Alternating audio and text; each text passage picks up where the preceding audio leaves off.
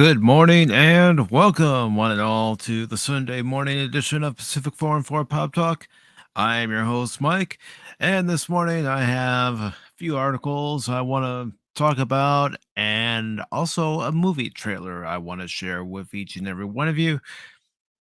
And just know when I show the movie trailer, I will be pausing it to avoid any copyright claim or copyright strike.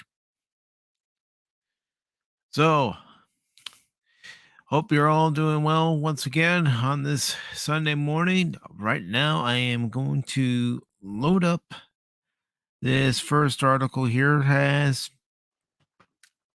anyone, and this is just to set up the table, has anyone heard about what Will Wheaton has said about William Shatner? Apparently, William Shatner was rude to Will Wheaton on the set of Star Trek. Will Wheaton, of all people. So let me load up this article and then we can read it together. I will also share the link to this article in the comment section. So, one second while I pull up the article. And here we go. And here you all go as far as the article is concerned. And before I start reading the article, I do want to say good morning to Captain Trek. Good to see you here. Hope you're doing well this morning. All right. So this article comes from the Daily Wire.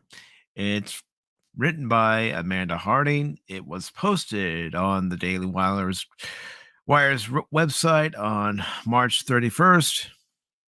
And it says Will Wheaton claims William Shatner was rude to him on Star Trek set. And there's a picture of Shut Up Wesley and Captain James T. Kirk himself, William Shatner. So the article starts off by saying Will Wheaton has a memoir coming out. Here we go. Here's the catch. This is why he's saying it, to sell his book. Anyways, Will Wheaton has a memoir coming out in April that's already getting a lot of buzz. One story from Still Just a Geek and annotated memoir recounts how the actor had an unfortunate encounter with Star Trek legend William Shatner when he was just a teen. According to Wheaton, Shatner was rude to him, but later sent him a handwritten apology. Okay, so what's the big deal? He apologized afterwards. All right, it goes on to say Wheaton was 16 and playing Wesley Crusher on Star Trek The Next Generation when he found out the original Star Trek cast would be filming there. By the New York Post reported the young fan was excited yet nervous to meet one of his idols. Goes on to say the Big Bang Theory alum recalled how he was wearing his gray acting ensign spacesuit when he approached Shatner. It took about 8 steps for my confidence to evaporate, Wheaton recalled in the book. So you're a kid on that show, Shatner asked. And goes on to say he seemed annoyed, Wheaton continued. My throat, my mouth were dry, and my palms were sweating. My heart pounded in my ears as I answered, yes, sir, my name's Will. Wheaton claimed Shatner ignored his outstretched hand when he went on to make fun of his outfit. What is that, your spacesuit? He said, and made a sound that was somewhere between a laugh and a cough, the actor wrote. He recalled feeling lightheaded. I said, what do you do over there? He asked. Wheaton continued. There was a challenge in his voice. When Wheaton said he was an acting ensign who sometimes pilots the ship, Shatner allegedly replied, well, I'd never let a kid come onto my bridge. News of the incident spread, and other actors made it a point to commiserate with Wheaton, sharing their own stories of being mocked or dismissed by Captain Kirk.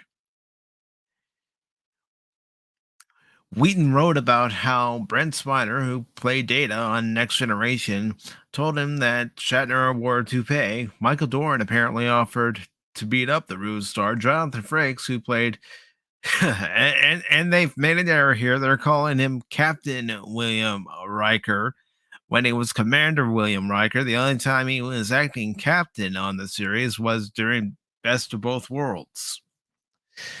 Then Wheaton said he was called into Star Trek creator Gene Roddenberry's office. The showrunner said, Bill Shatner is an A.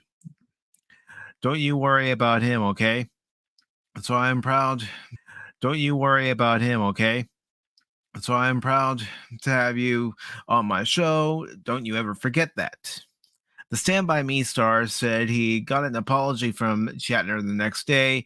He said he found an envelope sitting on his dressing room table addressed to Master Will Wheaton from the office of William Shatner. The message read, Dear Will, you are a fine young actor, and I would be honored to have you on my bridge any day. Sincerely yours, Bill. Wheaton recalled how Roddenberry called him on the phone soon after. I spoke with Bill Shatner yesterday, and he should be dropping a note off for you today, the showrunner said. I couldn't believe it, Wheaton wrote. Gene Roddenberry, the great bird of the galaxy, the creator of Star Trek, had called William effing Shatner, Captain James T. Kirk, and the director of Star Trek V, and asked him to apologize to me. Will Wheaton, 16-year-old acting ensign and drooling fanboy. He concluded, Of all the wonderful gifts Gene gave me across the years, that is one of the most fondly remembered because I know that without Gene's intervention, that note would never have been written. And it goes on to say, enter for a chance to hang out with Gina Carano at the premiere of her new Daily Wire movie, Terror on the Prairie. 2 lucky Daily Wire members will be given the complete red carpet treatment, free airfare, hotel, premier car service, and exclusive merch. Daily Wire members can click here to enter for a chance to win. And if you're not a Daily Wire member yet, click here to join us so you can win this once in a lifetime experience. So if you're reading this article and you've clicked on the link, well, enter the contest. Okay, so let's see. Killy Chow. Good morning to you, Killy Chow. How are you doing? What's going on? We're talking about news in pop culture that came out Friday, and it wasn't covered during Wednesday's edition of Pop Talk. And we're also talking about Will Wheaton's Fifi's being hurt by William Shatner. And Keely Chow saying hello to Captain Trek. And Captain Trek is saying hello to Keely Chow. Let me just do one thing here, just so I can at least try to get all of the messages as they're live. So, William Shatner hurt Will Wheaton's Fifi's. Gene Roddenberry intervened, and Will Wheaton got an apology letter. Well, then, you know what? It's all Gene Roddenberry had to intervene. That's what it is. It's all water under the bridge.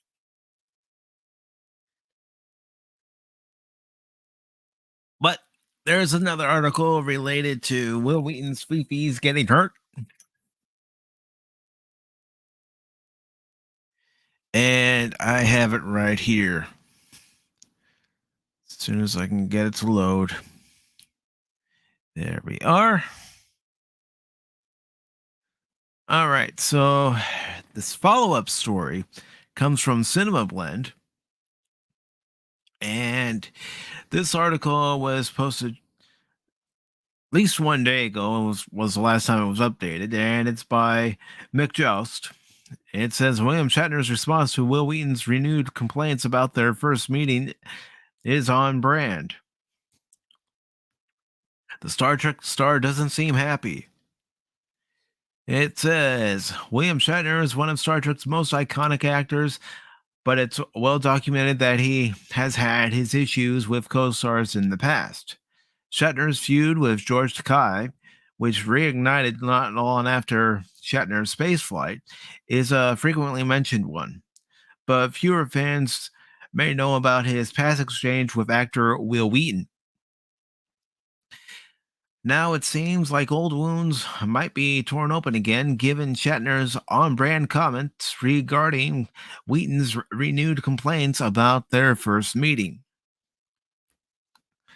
Will Wheaton's past uncomfortable encounter with William Shatner while filming Star Trek The Next Generation is back in the news as the New York Post shared an excerpt from Wheaton's upcoming book, Still Just a Geek, an annotated memoir. It goes on to say the book, which releases on Tuesday, April 12th, recalls an litany of rude things that Shatner reportedly said to a young Will Wheaton when the latter approached the icon to introduce himself. Here's a brief rundown of some of the things Shatner allegedly said via Will Wheaton. So you're the kid on that show. What is that, your spacesuit? Well, I'd never let a kid come onto my bridge. Same quotes from the last article. The moment doesn't put William Shatner in the best of light, especially considering he was the grown adult celebrity in the situation. The moment clearly impacted Will Wheaton for it to remain with him decades later and appear in his book, but that doesn't mean Shatner is pleased to hear it. The actor saw the expert and directly addressed it on his Twitter account. And Shatner goes on to say, I have no recollection of this event. Others on set say it never happened.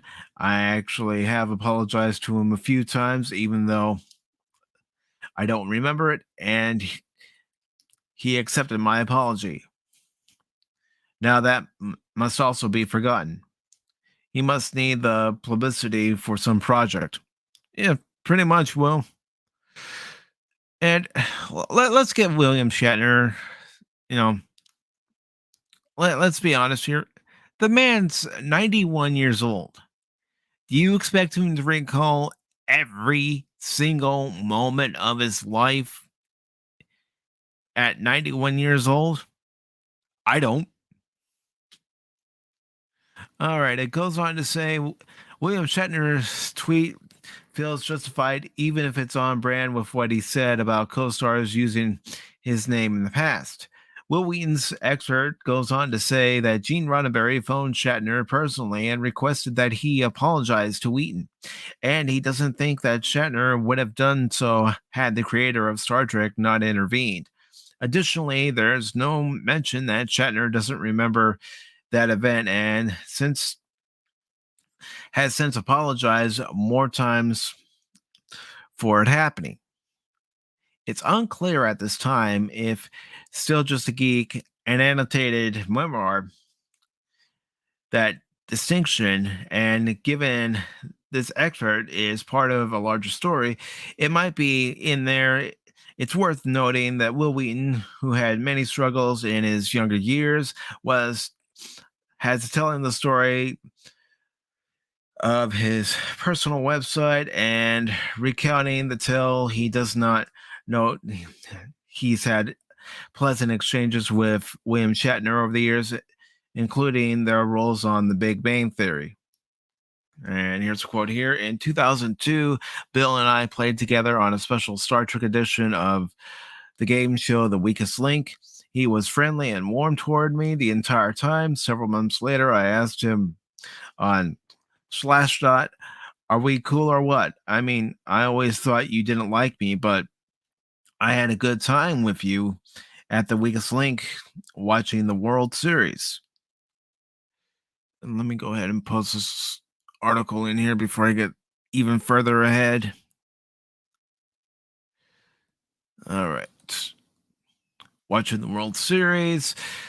So, are we cool? Or was that just pregame strategy? He replied, we're cool. We're beyond cool. We are in orbit, man. I don't do pre-game strategy. I look forward to some personal time with you. Okay, it goes on to say, based on that, I think it's possible that Will Wheaton also included that information in his book.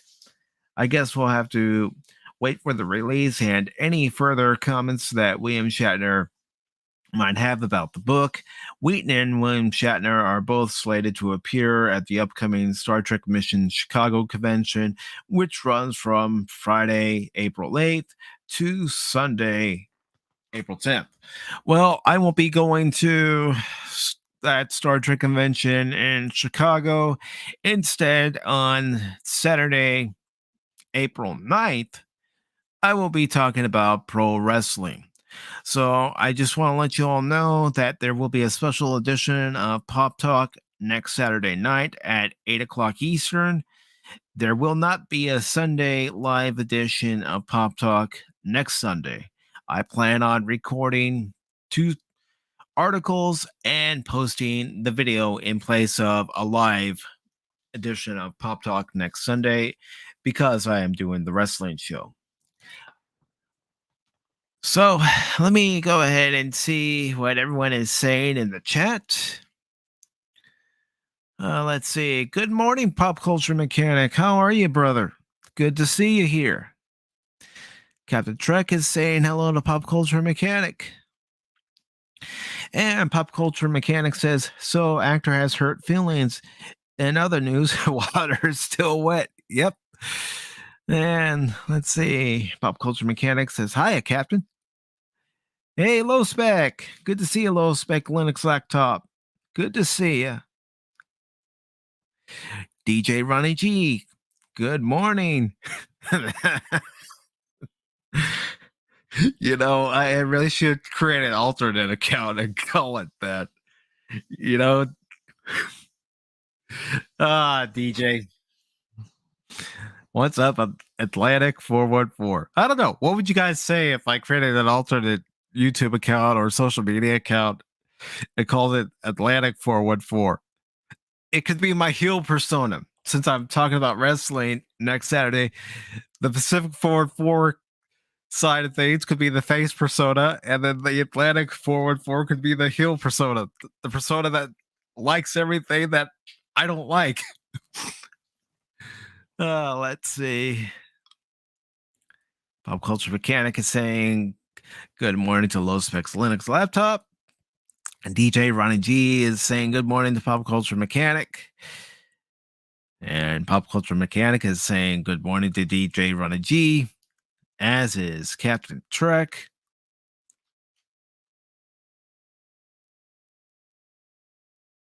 And Captain Trek is also saying Spec Linux Laptop.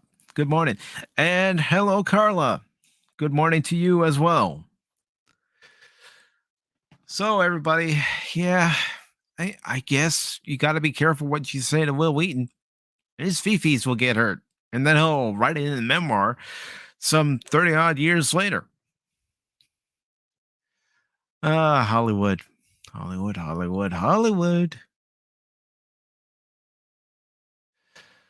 Okay, so let's go ahead and move on to our next story here. And if anybody does want to come on, let me know. I will send you the link if you do want to come on. If you don't want to come on, I'm not going to force you to come on. All right, so our next article here comes from Geek Tyrant. And by the way, I will be showing this trailer after this story. So if anybody wants to watch it, you can. And as I said in the beginning of the show, I will be pausing it to try to avoid any copyright claims, copyright strikes. So our next article from Geek Tyrant, and before I get too far ahead of myself, because I tend to do that a lot, just admitting it. Hey, good morning, Nerdporial Lightform. How are you doing this morning, Brian? Trust me, he wouldn't be my biggest fan if he knew exactly how I felt about him.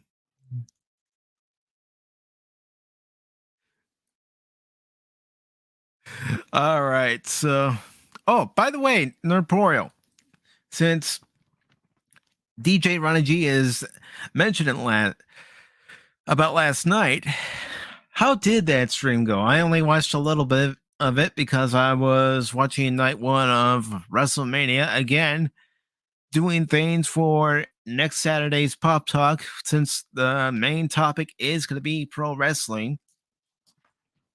So, how did the rest of it go, brother? I hope it went well for you. You always seem to have a lot of fun when you get into those types of live streams, especially, talking about it for hours on end. It's real fun to do that when you find that one particular topic that you can just talk about for hours and never get tired of it. All right. So this article is from Geek Tyrant. It's by Joy Parr. It was posted on their website 2 days ago. It says, "It sounds like Jim Carrey is retiring from acting. I have enough. I've done enough." All right. So the article starts off by saying the following. It says, "It looks like Jim Carrey is done with acting and ready to retire." He shared the news recently during an interview with Access, which you can watch below.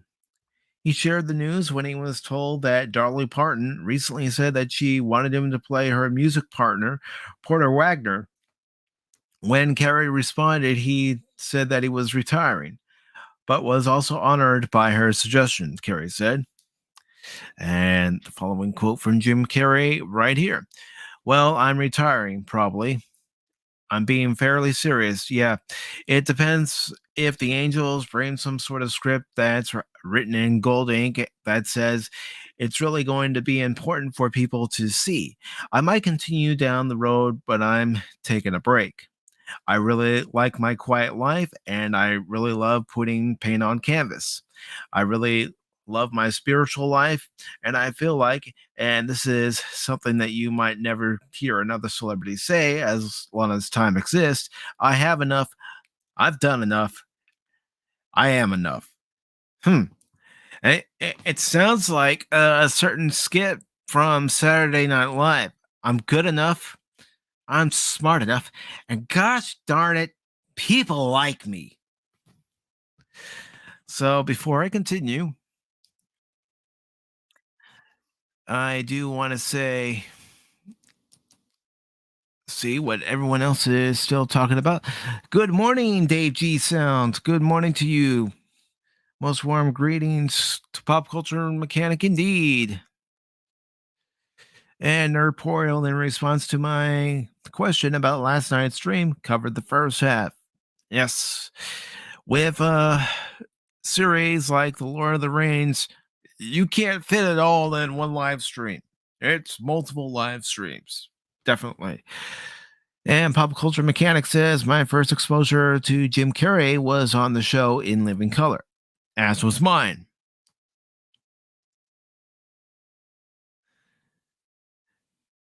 And Dave G Sound says, "Yodels at Captain Trek. I'm glad you put this link in your chat.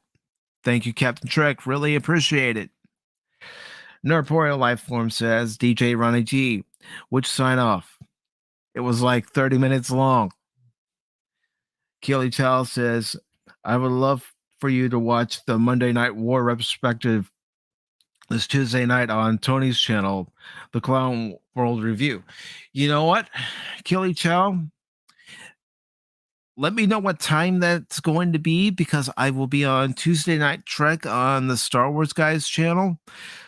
So I will definitely make an effort to eh, go over and watch that stream because I know what some people are going to say when I say this on Saturday stream. So I'm going to say it now. I do consider wrestling both a sport and part of entertainment, especially with what Vince McMahon was able to do at the start of WrestleMania 1. And it's just continued on to 38 WrestleManias. I was lucky enough to be able to attend WrestleMania 29 at MetLife Stadium 9 years ago. And, you know, the weekend of the 8th, well, I have a couple of videos from that night at Raw. And, it was just, it was absolutely one of the best times I've had at a live event. Being able to go to WrestleMania, just drive up the road a little bit and go to, you know, WWE All Access and get some pictures and autographs. I mean, that was an experience. That was a very fun experience. And I figured if this is the only one I'm ever able to attend, I'm happy I at least got to attend one. So let's see what everyone else is saying. Nerdporial is saying, hi, Captain Trek, Pop Culture, and Mr. Chow. Captain Trek is saying, you're welcome to Dave G Sound. And Atlantic414, check Twitter. All right. Well, I don't know. I don't know where Atlantic414 is. He might be plotting to put me in a match sometime. All right, Captain Trek, I will go ahead and send you a link. And as I said earlier, if anybody wants to come on the show, you're more than welcome to. Just let me know and I will send you the link. And here we go. There you go, Captain Trek. So, let's see.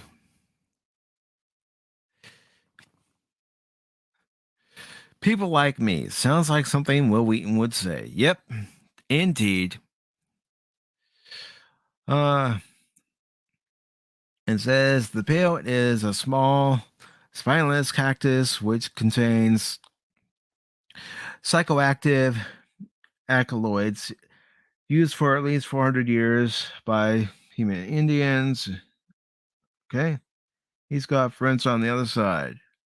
And I don't think I've ever seen you here. So welcome.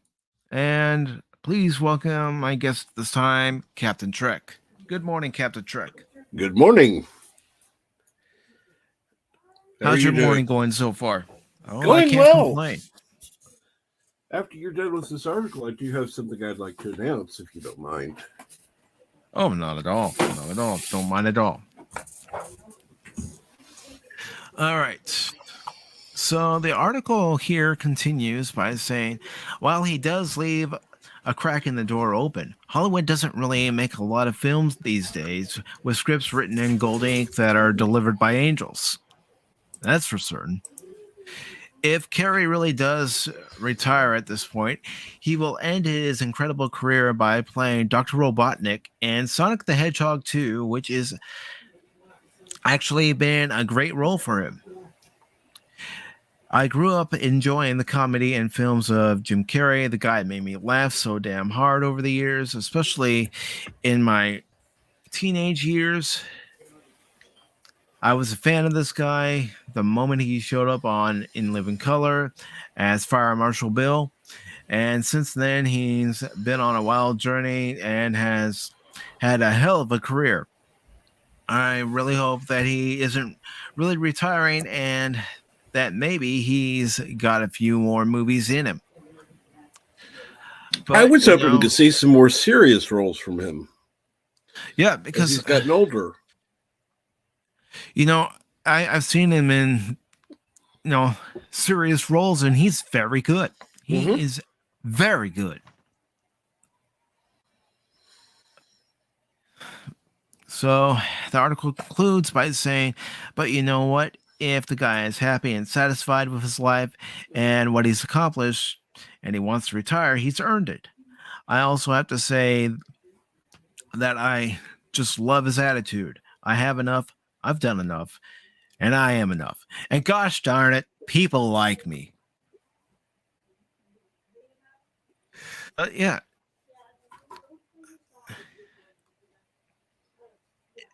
I mean, one movie I think about is The Eternal Sunshine of the Spotless Mind. That was a very good movie with Jim Carrey in it. That wasn't even comedy related. Mm-mm.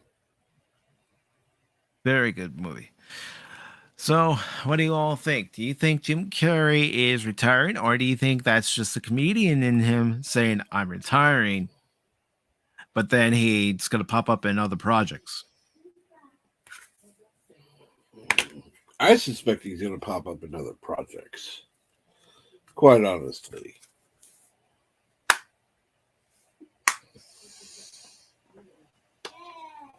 I think he is too. And thank you for that information, Killy Chow. Really appreciate it. I will definitely watch that before joining Tuesday Night Trek on Tuesday. And Deiji Sound, Wrestling Entertainment seems like more of a sport than FIFA injury acting. Yeah, true.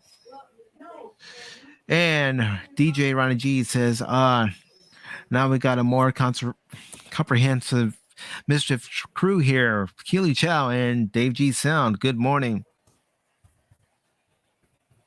And of course, Dave G Sound is saying, hail to DJ Ronnie G. And DJ Ronnie G said, did someone say, will read? All right. So, Captain Trek, you said you had an announcement that you wanted to make. Yes, I do. Okay.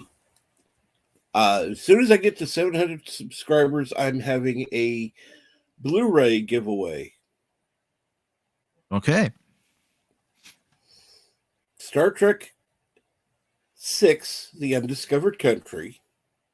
Nice. And Star Trek First Contact. Very nice. Two good movies. 2 different movies. I'm giving away to 2 different people. Each one will get 1 movie. And then I happen to find a second copy of First Contact. So I'd gotten them before, and then got the whole set, and it's like, I don't really need these anymore. In fact, one of them is unwrapped, or one of them's unwrapped, the other one's wrapped. I'm going to be giving away the one that's unwrapped, of course.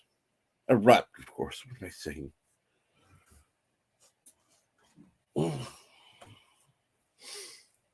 Very nice.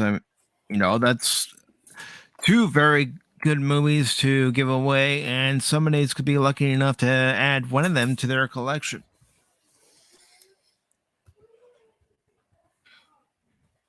And if you haven't done so already, please subscribe to Captain Trek. He does the morning brew every morning, Monday through Friday, and then he also has a Sunday show. So if you haven't subscribed to his channel, please subscribe to Captain Trek.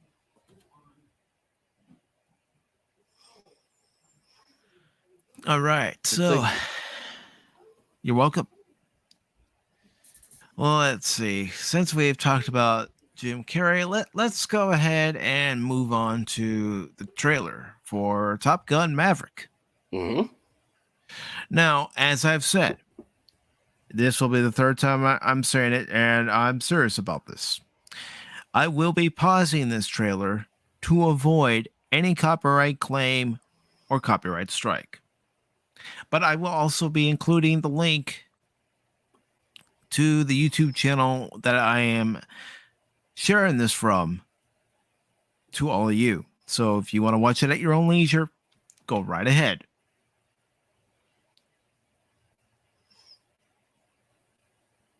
So I'm going to do this just because I want everybody to be able to hear it, and I don't want to start playing it and find out that there is no audio, because that has happened before. So there we go. Before I begin, is anyone looking forward to seeing a second Top Gun movie? I have watched this trailer over and over again, and I am going to see it. I'm telling you that right now.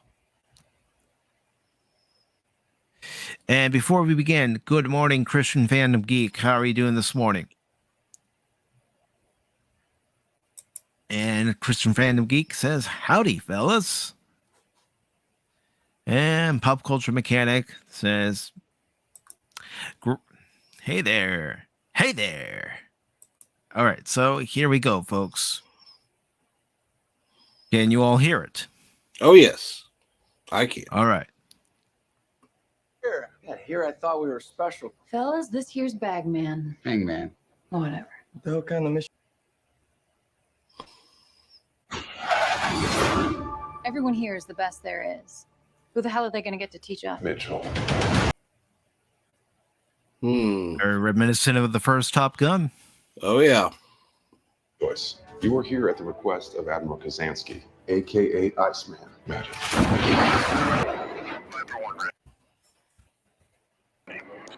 Control, stand by. All right, 3, 2, 1. Yes, that is an actual jet flying over them.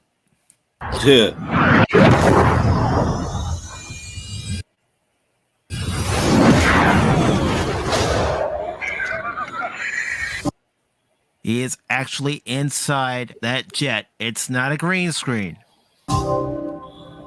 After 34 years, Tom Cruise were family, friendship, and sacrifice. It's a love letter to aviation. We're going to show you what it's really like to be a Top Gun pilot.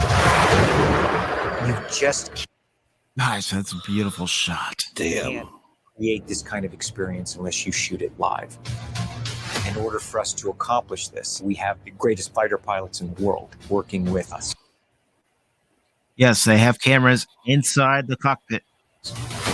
We're working with a brand new camera system that allows us to put 6 IMAX quality cameras inside the cockpit with the actors. Holy shit. Yeah. That's amazing. Mm-hmm. Flight cameras are on. Check cameras on. There you go. It's amazing what we see in the cockpit, what an audience is going to experience. Ah, man. Wow. I cannot wait. I cannot wait to go see this movie.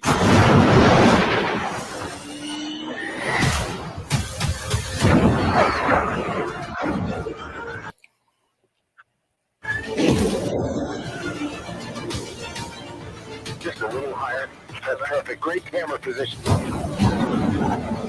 Thanks to Tom, all the actors. This is incredible. This is absolutely incredible. Just checking another source. I'm seeing if Common Sense was available to come on. I haven't seen anything from him yet. They're becoming accustomed to the G-forces by all the training that they're doing. It is aggressive. You can't act that. The distortion in the face. They're pulling 7.5 HUs. That's 1,600 pounds of force. I am so proud of them and what they've done. And it is heavy duty. Wow. Could you just imagine the G's? No, not at all.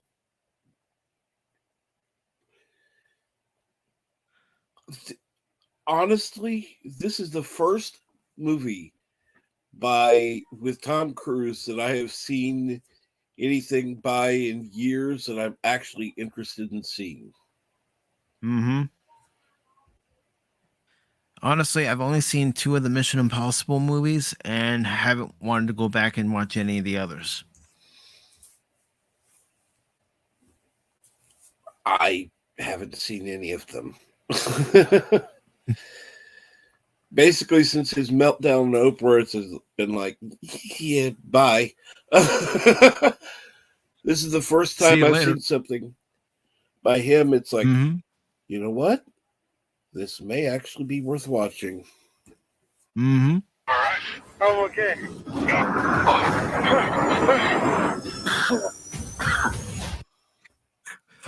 You know why that happened? Putting us up in these jets. It's very serious. That's why everybody thought it would be impossible.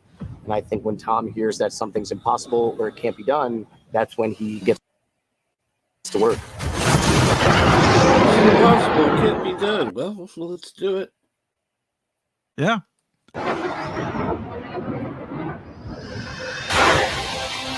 Three, two, one.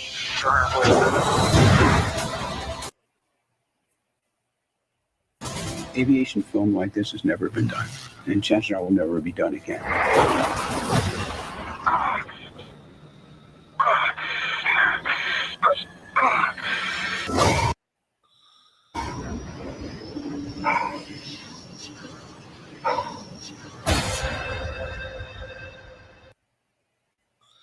I can't else, but goodness gracious, great balls of fire. I feel the need for speed once again. Absolutely. All right, folks. If you want to see Top Gun Maverick, put a 1 in the chat. If you don't want to see it, put a 2 in the chat. Here's my answer right there.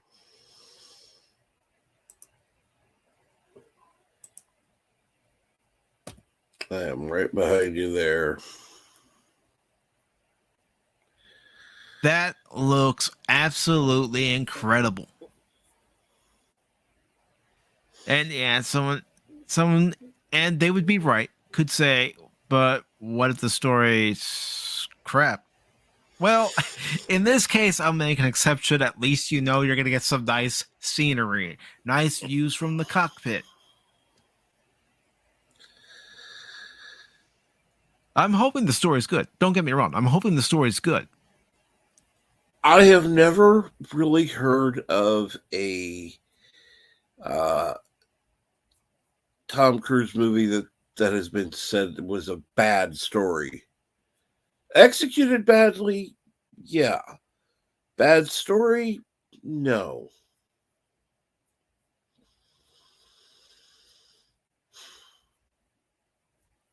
Yep. And it comes out on May 27th. So I will definitely have a review of it as soon as I'm able to see it.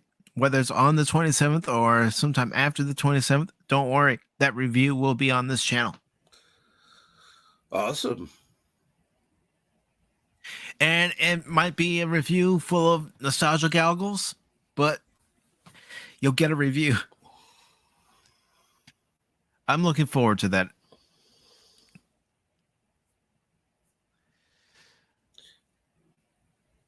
What would be interesting, in my opinion, is if you were to do a review of that, then do a rewatch of the original Top Gun and compare the two. You know what?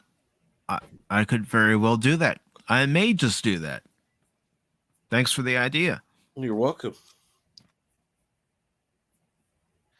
Because that is one thing that a lot of people will probably end up doing, comparing it to the original that came out in 1986. 86. It doesn't seem like it's been that long ago. No, but boy, how time certainly does fly. I know it's been said a lot, but it certainly does fly. You know, breaking the sound barrier type of flying too. All right, so let's go ahead and move on to our next article here. And this is from Superhero Hype.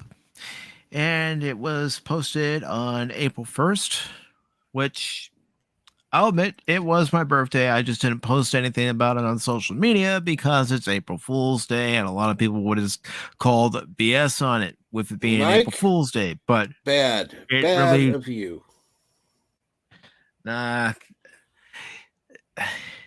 I just, you know, I wanted to spend some time alone, to be honest. Okay, that makes sense. Still should have posted it, but I know. But like I said, with it being April Fool's Day, I know a lot of people probably would have gone, "He's pulling our leg." Actually, my great nephew was born on April 1st. So, And I have a cousin who also shares the April 1st birthday.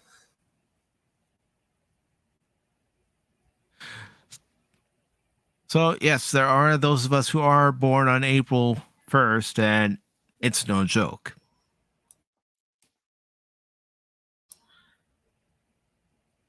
Thank you, Pop Culture Mechanics. yes. So, this article says Bill Skarsgård will star in the Crow reboot from director Rupert Sanders. Honestly, I've never seen the original Crow with Brandon Lee, to be perfectly honest with you.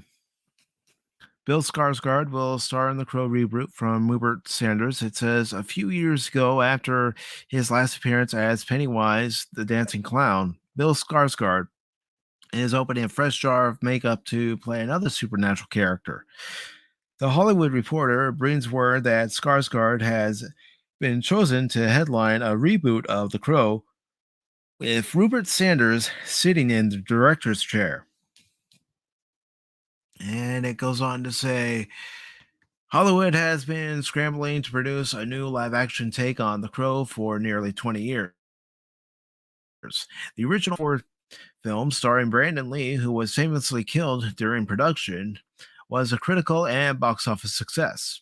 However, it was followed by a string of subpar sequels, the last of which went direct to video in 2005. It says, since then, various filmmakers have tried to resurrect the franchise, including Stephen Norton, F. Javier Gutierrez, the latter of whom cast Luke Evans in the title role in 2013. Unfortunately, Evans dropped out 2 years later. Most recently, director Corin Hardy and Jason Momoa attempted to get their own version off the ground before it fell apart in 2018. Test footage of Momoa in costume surfaced online last November. And it goes on to say Zach Bateman, who just received an Oscar nod for writing King Richard, is penning the script for the reboot. And unlike the sequels to Lee's movie, which introduced new characters who assumed the mantle of the Crow, Skarsgård is playing Eric Draven in the film.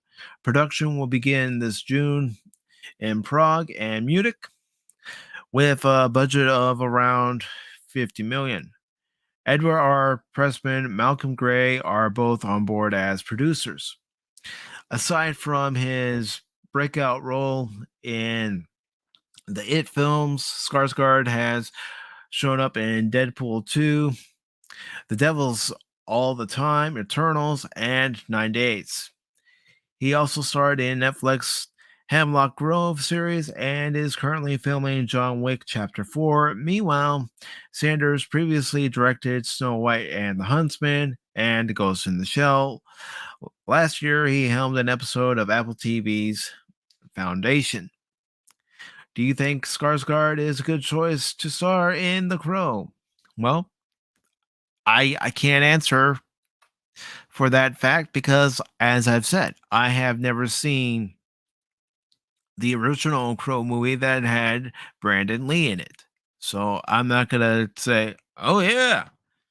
What I know I should do is actually watch that original 1994 film and then watch this film and make a comparison.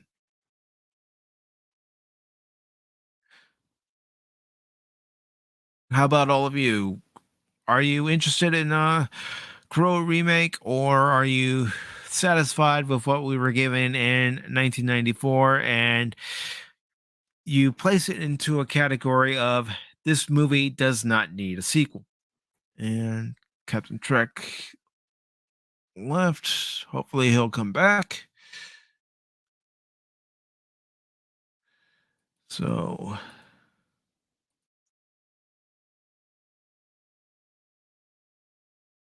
let me just double check. And then I'll get on to the next article.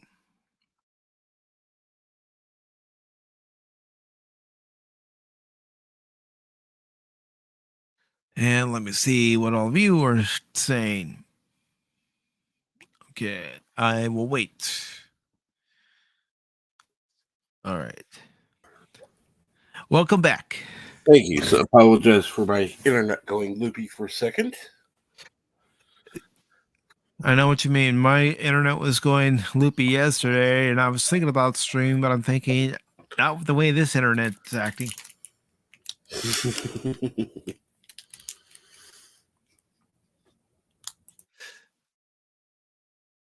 All right. Let's see. Pop Culture Mechanic has something to say. It has been so long. I think watching the original would be good, then watch the remake. Yeah. And that's what I'm going to do. I'm going to end up at one point watching the original film to, get a perspective on things. See what I think of the reboot when it does eventually come out. So let's go ahead here and let's move on to our next article. And this next article talks about Paramount Plus putting Halo's first episode online for free. Now, I have been going around YouTube and I've seen reactions where some people like it and some people don't like it. And that's fair. There's something out there for everybody. We don't all have to like something. We don't all have to dislike something. It's a matter of taste. Absolutely. We just have to agree that everybody has the right to like or dislike something for their own reasons. Yep.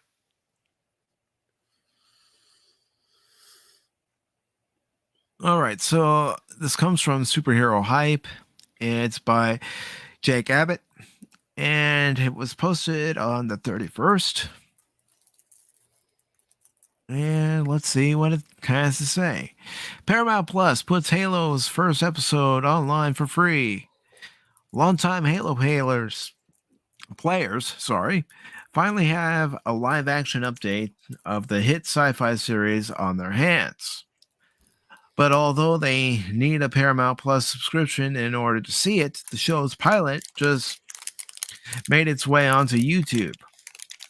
In an effort to convince viewers to spend $4.99 a month for another streaming service, the studio has released Halo's first episode online at no extra cost. Well, they did the same thing for season 2 of Star Trek Discovery. They put that first episode online, and that was quickly ratioed, and with good reason. It said networks that fall under the Paramount Global umbrella aren't strangers to releasing full premiere episodes on YouTube. Right now, viewers can stream the first episodes of Showtime's Super Pumped and UFO, among others. But Halo is a completely different beast. The show came with a built-in fan base, so it was bound to attract viewers regardless. However, there was undoubtedly a lot of pressure to do right by the characters, especially given how the project was stuck in development hell. And clearly, Paramount Plus was hoping the series could drive up its subscriber base. The series was originally slated to air on Showtime before moving to the streaming service last year. It goes on to say, so far, reviews for Halo have been mostly positive, with several critics praising the action and performances. Assuming Paramount Plus is trustworthy, the show gave the streaming service its most watched series premiere when it finally aired last week. A second season is also currently in development, with David Weirner taking over as showrunner. The first 2 episodes of Halo are currently streaming on Paramount Plus. The next episode will air next Thursday, April 7th. Are you excited to give the series a chance? I might give the series a chance only because this first episode is free. And to be perfectly honest with you, I don't want to sign up for another streaming service just to watch a television show on that streaming service. There was a time where they kept hyping that the cord cutting was going to save people money. Now, with all these streaming services, it's just as expensive as having your local cable or satellite provider. Mm-hmm.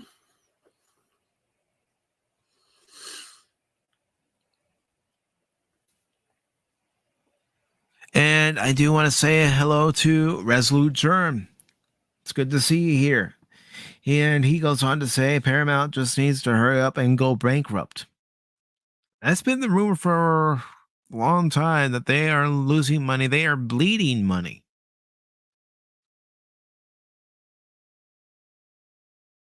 And, which I find funny because you've got people that are saying that certain shows are making them money. Well, obviously they're still losing money because they're right for sale, not looking to expand. Mm-hmm. And every time I hear rumors that CBS, Paramount, Viacom, CBS are losing money, I'm thinking, well, it doesn't seem to bother them if they are. They obviously don't care. Obviously, who's willing to say, hey, yeah, we'll put forth some money so you can develop this project, and if it loses money, it loses money. No big deal. That's what it seems like to me. It's only money. Yeah. Burn through it. Let it burn a hole through your pocket. Don't worry, money grows on trees, doesn't it? I'll take one of those trees, please. As will I. All right. Let's see. Pop Culture Mechanic says, Resolute Germ, laugh out loud. So true. So very true. So let's go ahead and move on to our next article.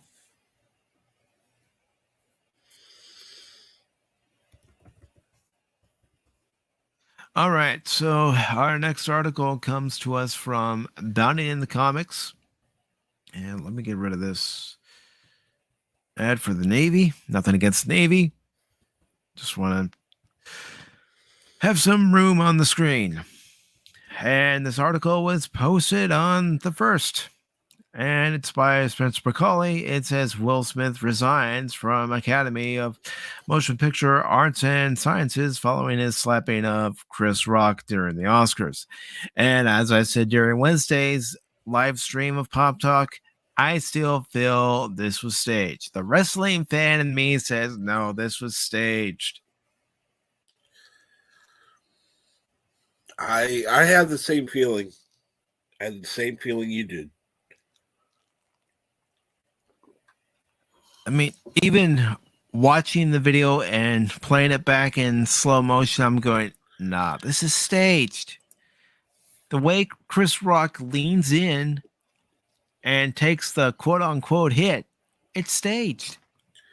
And I'm sorry, if he was really, really that mad, his fist would have been balled up and he would have punched him in the jaw, not slapped him. He would have swung at him with the full intention of knocking him out. That's right.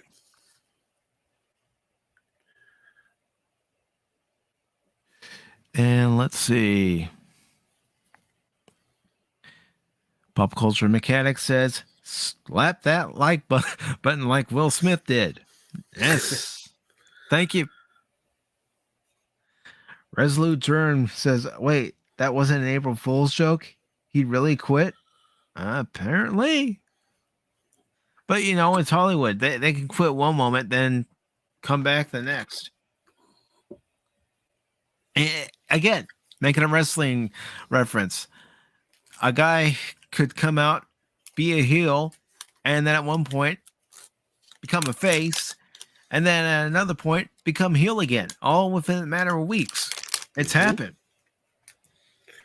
Didn't I'm trying to think of one name. Booker T. I remember him from wrestling. Yeah. Didn't he start as a heel, go to being a face, and back to a heel? Mm-hmm. Yeah. The former tag team champion with Harlem Heat, Stevie Ray, and the former five-time WCW champion. He did.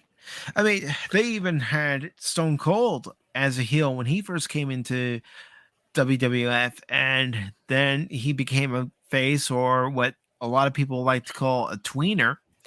And then at WrestleMania 17, they turned him heel, and it just didn't work. Fans continued to cheer for him, so they had to turn him back face.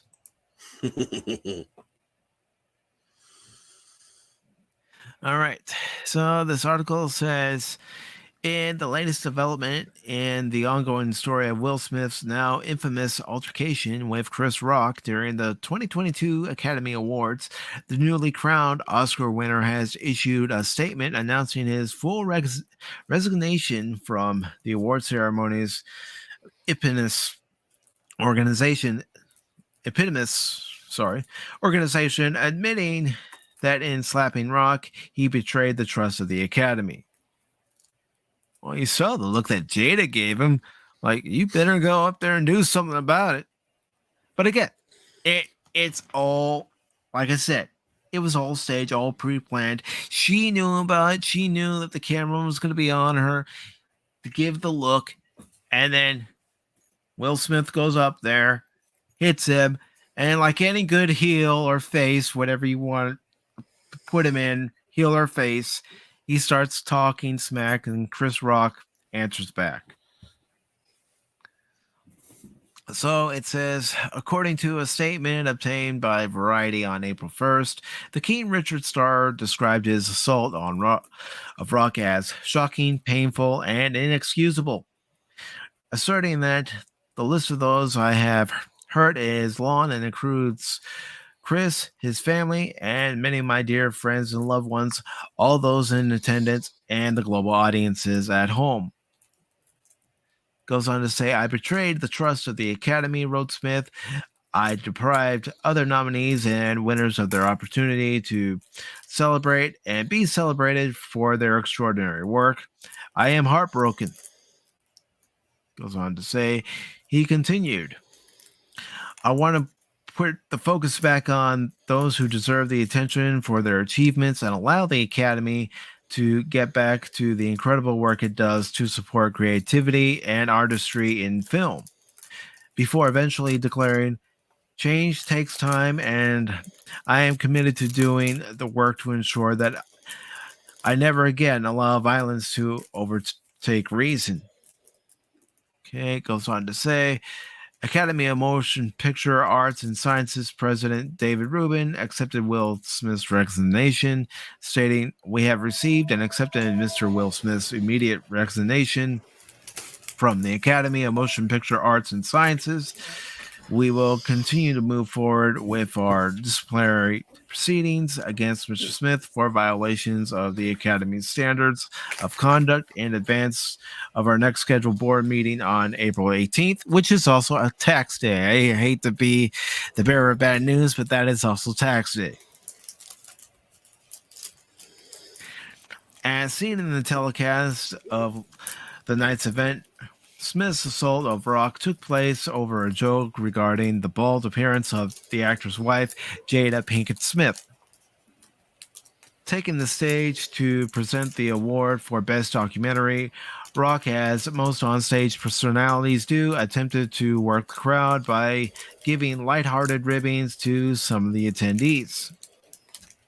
Goes on to say, catching a glimpse of Pinkett Smith, Rock commented on the actress' bald appearance, a side effect of her ongoing battle with alopecia, an autoimmune disorder that features hair loss as a side effect, and compared her to Demi Moore's shaven head look in the 1997 film G.I. Jane.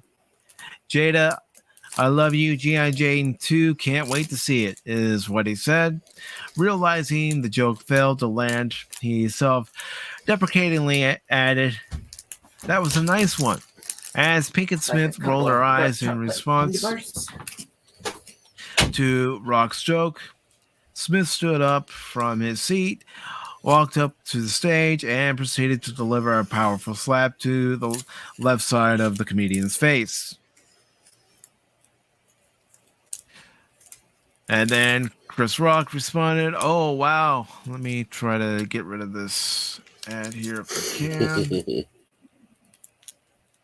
Keyword if. No, there's no X to get rid of it. So I will have to wait. Get rid of that. And as soon as this ad goes away, I will continue to read this ad. While I'm waiting, I'm going to go ahead and post this ad into the chat. And my luck, the ad came back. Well, different ad, but you know. Yep. All right. So it says, "Oh, wow," responded Rock. "Will Smith just smacked the shit out of me." That's what he said, so I'm quoting it.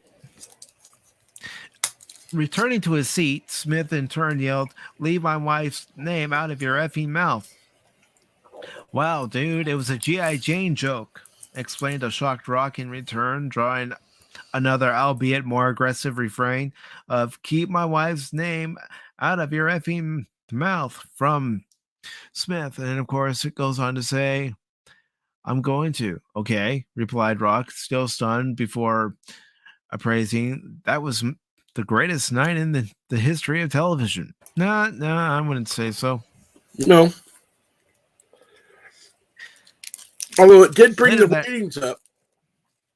Yeah, slightly.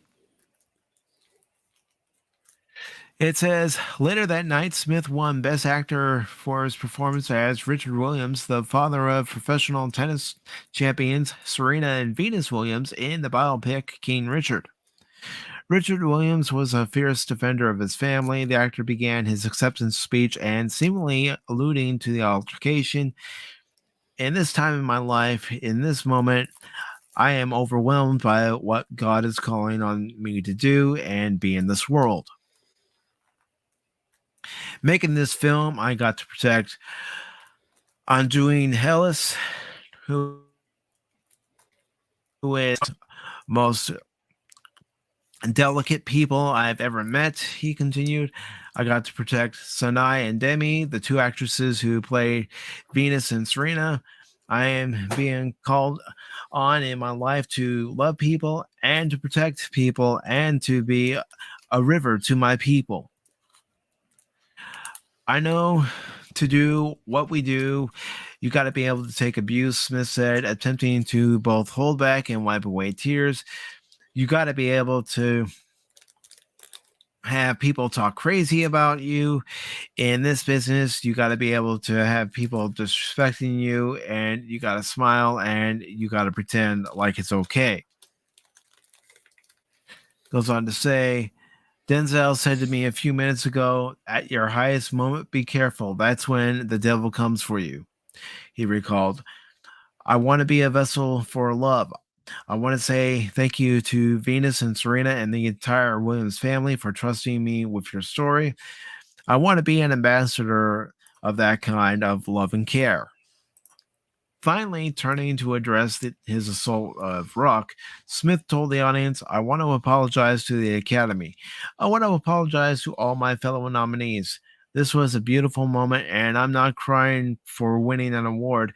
It's not about winning an award for me.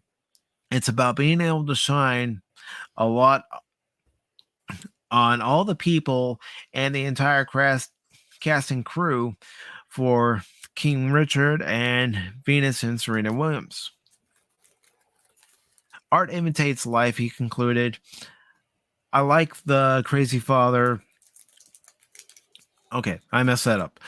"I look like the crazy father, just like they said about Richard Williams, but love will make you do crazy things." Yeah, but you also have to engage your brain and go, nope, just, choose your battles. Let this one slide, especially since the cameras are on you.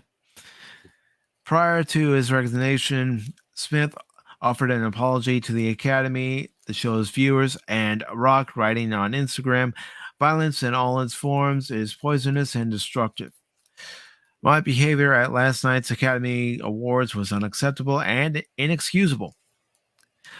Jokes at my expense are a part of the job, but a joke about Jada's medical condition was too much for me to bear, and I reacted emotionally, he explained.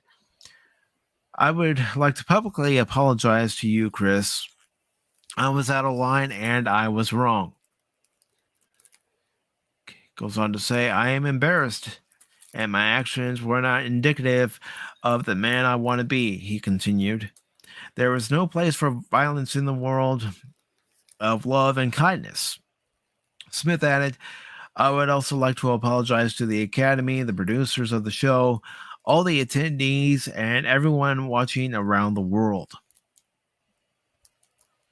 I would like to apologize to the Williams family and my King Richard family. I deeply regret that my behavior has stained what has been an otherwise gorgeous journey for all of us, he stated, and it goes on to say, he concluded, I am a work in progress.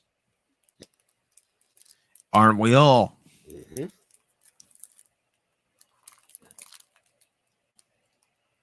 So, what does everybody think about Will Smith, his actions, his apology? And while I wait for your responses, I do want to say hello to Games, Movies, and Comics. Good morning, GMC, or in this case, if you're on the East Coast, good afternoon.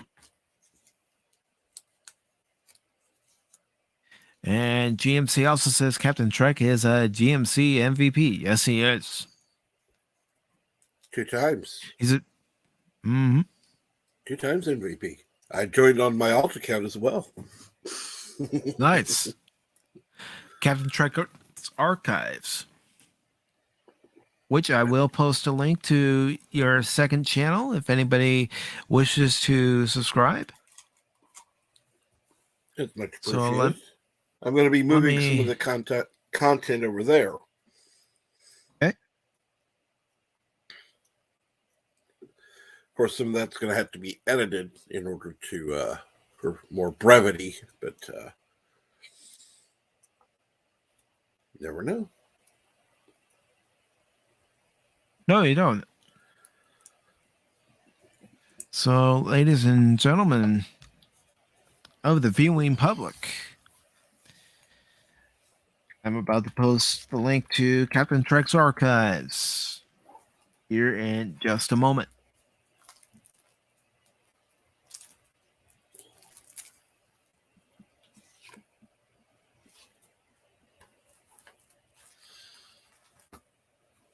Give me 1 second here. No problem.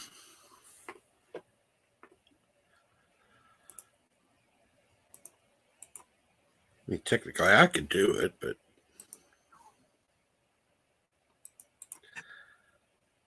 let me see here. There we go. There we go. Got it. All right, we both got it. Pitcher and catcher on the same page. You'll be hearing me talk a lot about pitchers, catchers, infielders, outfielders, home runs, base hits, and hopefully wins when the fourth season of the box score begins this Thursday at 8 o'clock Eastern. As I recap the Cubs and Brewers game from earlier in the day, and I will also be talking about the scores throughout the rest of the American and National League. Awesome. And the Padawannabe says, yes, go Royals, go Cubs. You know, Whoopa, you know I can't say it. You know I can't say go Cardinals. So Whoopa, if you're watching this on the replay, you know I can't say it. And be serious about it. You know I can't. All right, so the Padawannabe says, I like Ricky Gervais' comment the most. He said he wouldn't have made a joke about Jada's hair. He would have made a joke about Jada's boyfriend. Yeah, that's alluding to Jada's past. And And Resolute Germ says, hello, games. And I want to thank you all for stopping by Pop Talk this morning. And I am just going to say it one more time. There will not be a live edition of PACIFIC414 Pop Talk next Sunday morning because I am having a pro wrestling show Saturday night. So that will be the main topic of the night show, pro wrestling, and that'll also be a PACIFIC414 Pop Talk episode. I won't be talking about any news articles during that stream that relate to pop culture or entertainment, but I will find 2 articles to talk about, make a video about, and I will post it on the channel next Sunday morning at 11 in place of the live episode. So who's going to be joining you Saturday? For that wrestling stream, the following folks have said they will be there. Baron Ormond Talk. If you haven't watched Baron After Dark, please do. Let me, as a matter of fact, get everybody's links and make sure that you subscribe to their channels if you're not already. I know a lot of us tend to follow the same channels. Mm-hmm. But let me go ahead and get up the list of the commands for Nightbot. And post the links that way.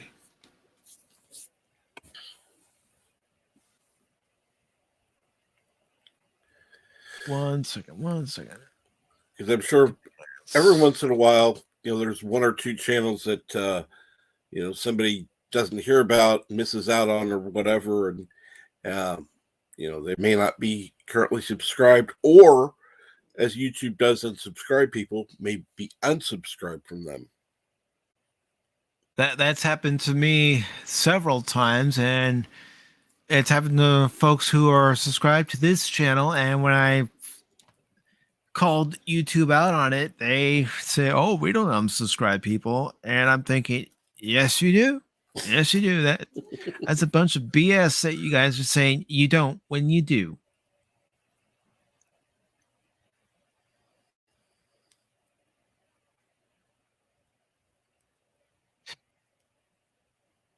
Okay, so to answer your question, Resolute Germ, before I post the links to everybody who's going to be on it, as far as what the discussion is going to be, it's going to be past, present, and future wrestling. So depending on the panelist, everyone's going to have a different past as far as wrestling is concerned. For me, my past, my first wrestling began in the 1980s.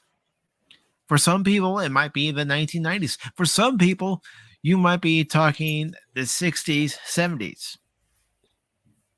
So that's the past. As far as the present, now I am letting people decide what their present is. If somebody's present was when they last watched wrestling, well, that's fine. Yes, that could still technically be included in the past, but whomever is on the panel, and I will let you all know here shortly who's going to be on the panel. Whoever's on the panel, if they only watched up to a certain point, well, up to that certain point would be their present. Now, myself and a couple other panelists will be able to fill in the gaps as far as what's going on in present time in professional wrestling, since I do keep track of what's going on in professional wrestling. I don't always watch all the live shows, especially AEW Dynamite when I'm doing Pop Talk, but I do go back and look to see what happened. And, I formulate my own opinion on, the current storyline. One thing that does bug me about AEW is they will start a storyline, and then as quickly as they start the storyline, they end it, or they wait a week until there's a pay-per-view to start a new feud. And it's like, you can't develop a good storyline, a good feud 1 week out from the pay-per-view. So, as I mentioned, Baron Norman Tog will be on the stream. So I haven't put it onto Nightbot different commands. So hopefully Baron's channel will come up. And I've done it in each way where, I just give myself time to know who's going to be on it and put in their links and do it in such a way when I put in the commands, I go, okay, that's how I did it for that person. That's how I did for this person, so on and so forth. I know I ramble. Hey, that's a good thing. That means you don't have any dead air. Very true. All right, so I need to learn how to do that better. I think for me at least is having done recaps of Cub games, and I'm trying to give everybody every little last bit of detail of what went on in the game, and so then I start going on, oh, then there was this inning, and boy, was this a mistake. And let's see, Padawannabe is also going to be on the panel, so let me put his link in there too. I know that Resolute Germ and I were going to be watching wrestling yesterday, but he ended up having movie tickets that he forgot about. So he went ahead and went to see the movie, which I'm going to have to ask him about later. Nice. What movie is he going to see? I don't remember the movie. It was a new movie that came out, and so he saw it yesterday, and we were going to watch whatever they have on Saturday. On Peacock. All right. But I didn't end up watching it. I ended up being on a couple different live streams. Yeah, the other day I saw that you were on Pop Culture Minefield. Mm-hmm.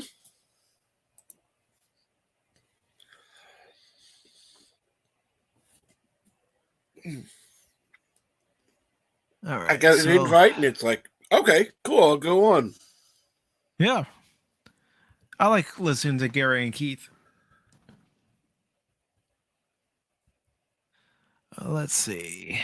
Yeah, I'm looking through all the different links to make sure I grab the right ones. Bear with me, folks. But also, Master Paul from the Star Wars guys will be on the panel. So let me go ahead and post his link. Also, Brandon, the anime guy, will be on the panel. So let me go ahead and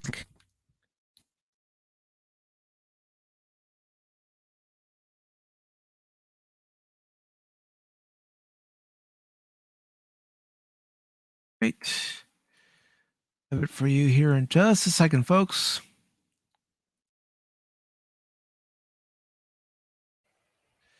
All right. So here is the link to Brandon the Anime Guy's channel.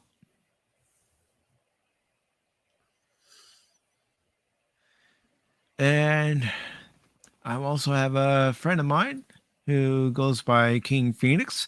He writes his own music. He is currently working on a few things, and I'm sure he'll be more than happy to discuss it during next Saturday's stream.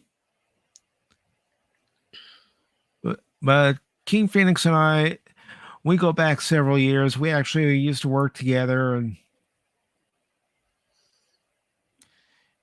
we found that we had similar interests when it came to science fiction and baseball and wrestling. So how about that? Cool. And let's see. He doesn't have one for himself, but Quidman Jenkins is another friend of mine. And he does have a YouTube channel. And he is currently on hiatus because his job is basically taking up most of his time, but it's a good thing. And it's a very good thing. And it's what he was looking for. All right, I'll grab a different link and I will post it in there. Thank you for letting me know, Resolute Germ. 1 second, brother.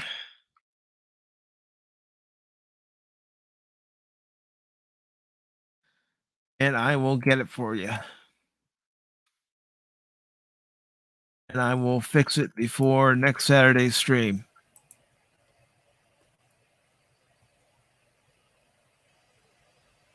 Okay, here we go.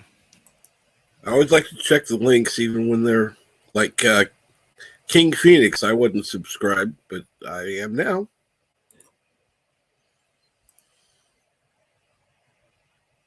All right, so here's the link to the pad I want to be. I just posted it. So let's see. And also, there is somebody else. Well, I'm excited to be able to finally talk to him, especially when it comes to his experience with being a fan of pro wrestling. And I'm going to load up his link here in just a moment.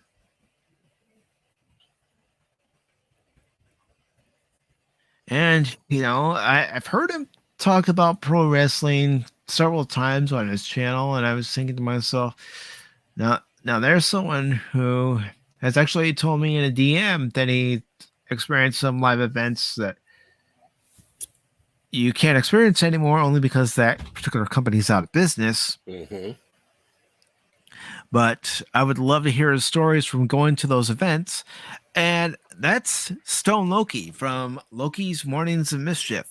Cool. He is going to be on the show. All right, and that should be everybody.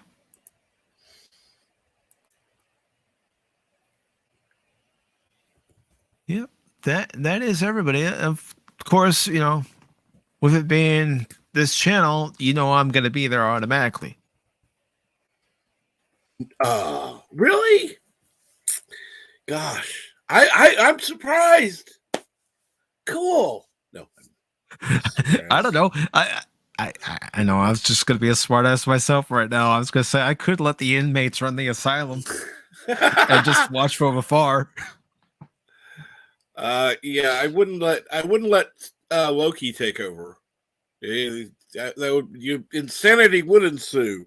I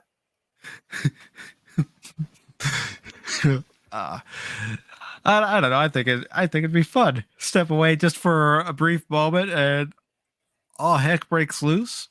Oh, and it would. It would be fun. Don't get me wrong. It would be fun. Because I can imagine somebody on the panel saying to any of the panelists, including myself, this. To be the man, you gotta beat the man, and I'm saying, woo, right here, I'm the man.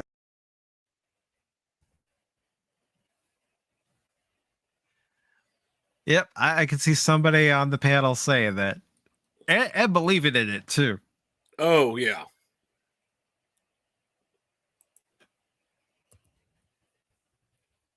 And I will definitely try to do that. Thank you, Captain Trek. Mm-hmm.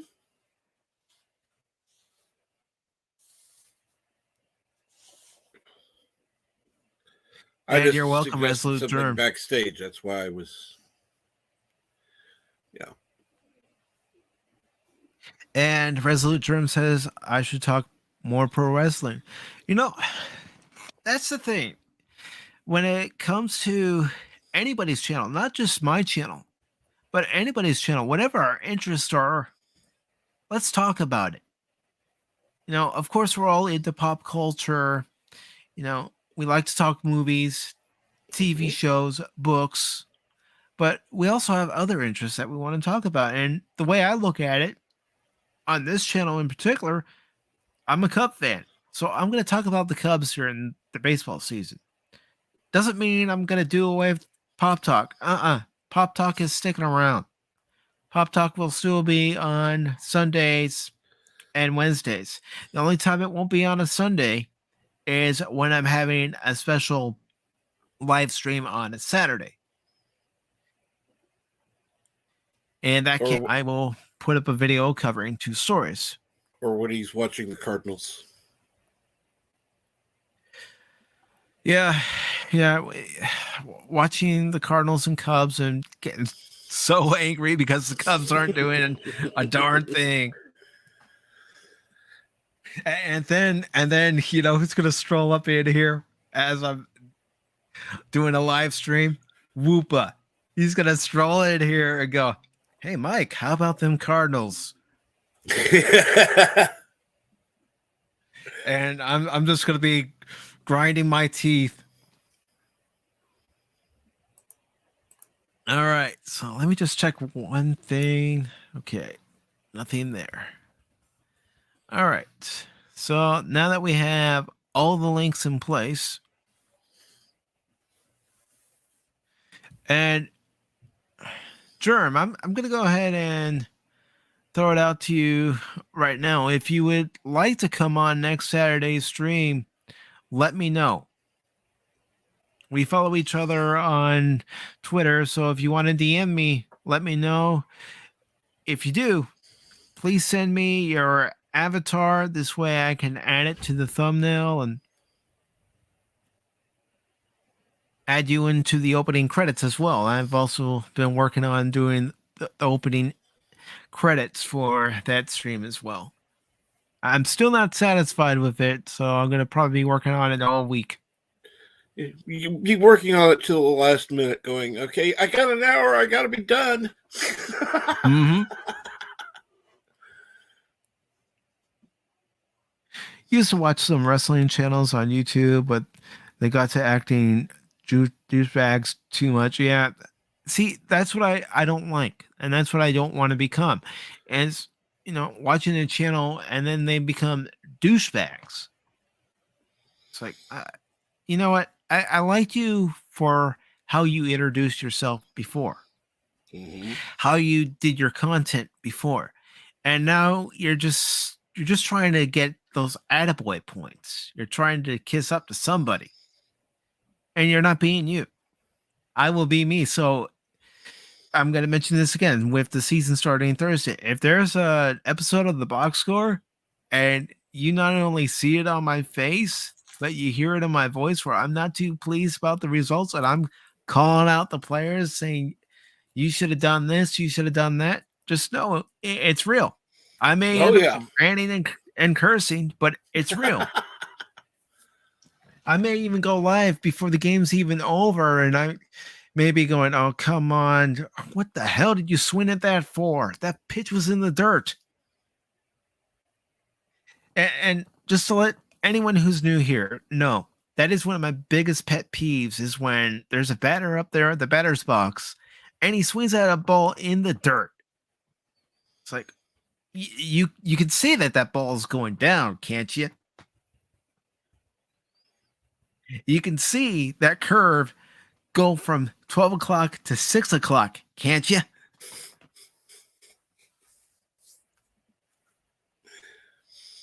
I just want my team to win. That's all. I want them to win. Like any fan.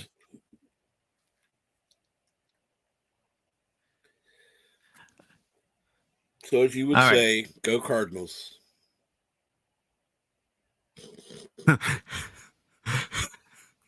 All right, Captain. I like you, man, but what?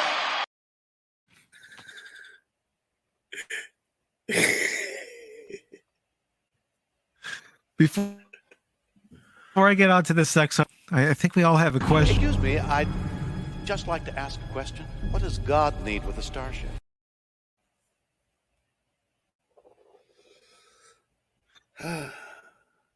Unfortunately, What that's does not one of God?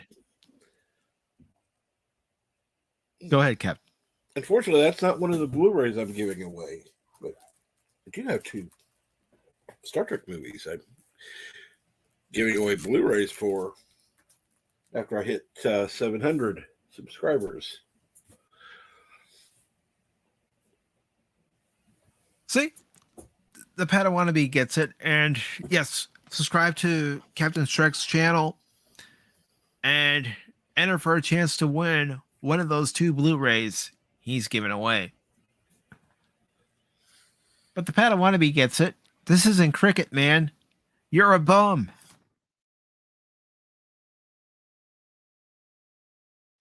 And Resolute Germ says, I want my team to win too, but they're the Mariners, so I know it isn't going to happen. Now, Resolute, I'm going to offer a rebuttal on that statement. The Mariners won 90 games last season and were into it until the last day of the season.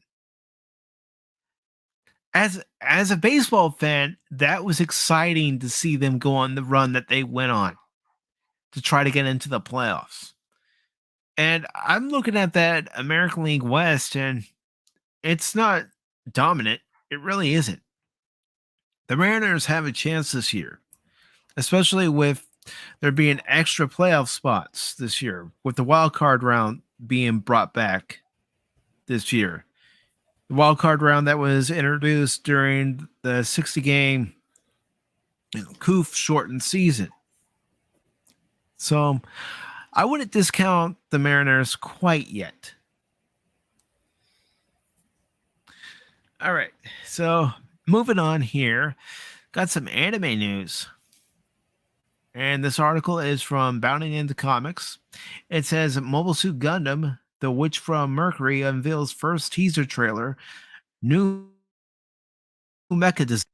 This is by Spencer Bacall, and it was posted on their website on the 30th of March.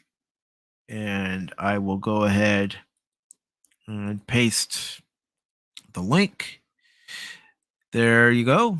It says, following its initial announcement in September 2021, Bandai Namco has released several pieces of new media related to Mobile Suit Gundam, The Witch from Mercury, providing fans with their first look at the series protagonist and main mecha designs with the release of several pieces of new media.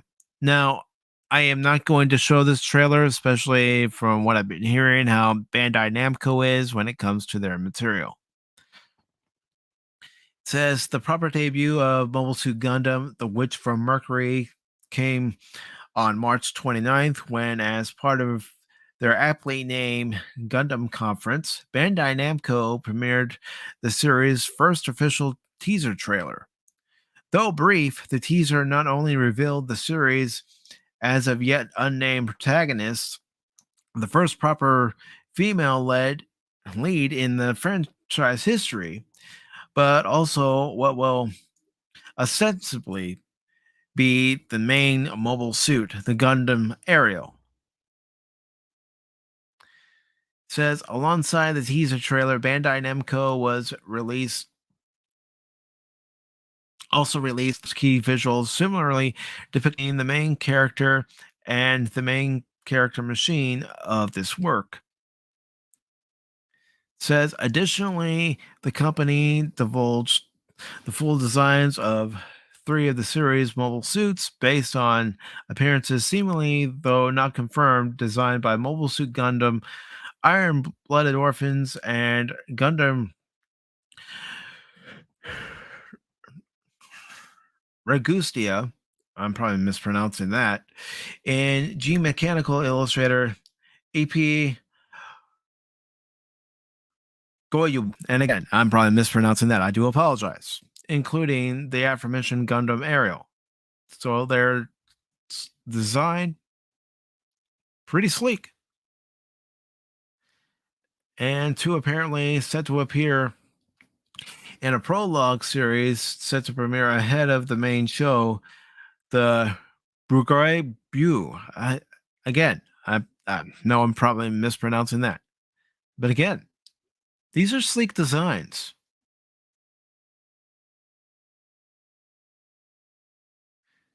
And Gundam, I'm not even going to try to pronounce that one. I'm liking these designs for the Gundams.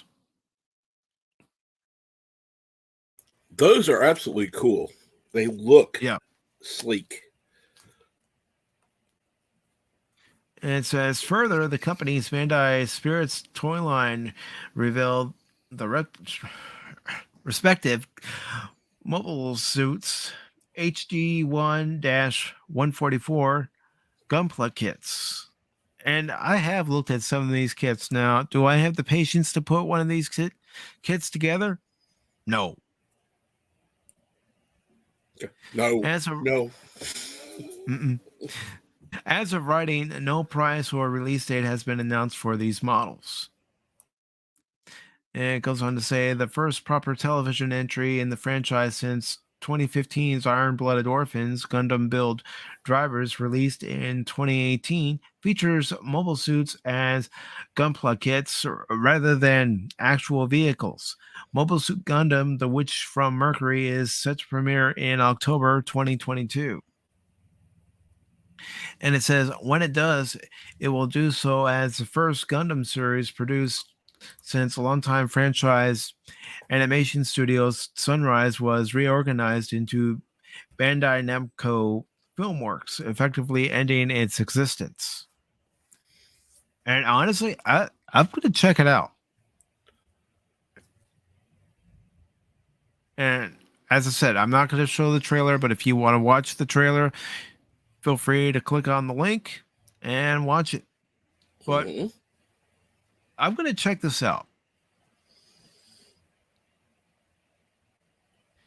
Let's see. Resolute Germ says, after 21 years, I will believe it once the first playoff game starts. I understand. You know, there are seasons before the Cubs actually won the World Series where they say, oh, yeah, the Cubs got a good chance of winning the World Series this year. I'll go, yeah. By whose authority? All right. So, yeah. I will definitely check out this Gundam series, and if anyone else would like to check it out with me when it's released, you're more than welcome to. All right, so the final story for today's Pop Talk is still anime related. And let me go ahead and share the tab. All right, it's sharing on the screen. Get rid of the old tab. And this article also comes from Bounding in the Comics. And it says Funimation voice actress Colleen Klinkerbeard wants to see change in the treatment of female characters in anime, claims they tend to end up in the background. Not by the animes I've been watching. And real quick, the Padawannabe says, no jokes, those model kits are involving to say the least. Never worked on a Gundam, but I've done Zoids forever. I get it, and no, it's not as fun as Lego. I'd rather have a Lego party. Yep, I'd rather find a Lego kit to put together, because I'm not talking about the kids Legos. I'm talking about those intricate Legos where there's a lot of pieces to put together. And I know if someone's going to say, but you said you have no patience to put together a model kit. With Lego, at least I'm having more fun doing it, putting the pieces together and putting them into place. Yes. And then on top of it, being extremely careful to make sure that when I'm putting the completed piece together and it's completed, that I don't pick it up and drop it and all those pieces go scattering across the floor. Yeah. Well, the other thing with Lego, you don't have to worry about it'll come back apart unless you permanently glue it. Mm-hmm. So if you mess up, you can fix it. Whereas in some of those models, once you click it into place, goodbye. It's done. All right. So this article says veteran voice actor Colleen Clinkenbeard, known for her dub roles as Agent May in Dragon Ball Super, Monkey D. Luffy in One Piece, and Momo. I'm just going to say Momo in My Hero Academia, recently shared her hopes that treatment of female characters in anime of all genres improves, as she believes they tend to end up in the background waiting to be rescued or fixed in some way. And I don't know, I haven't seen that in My Hero Academia. Seeing where every character has been given their moment to shine. That's what you want.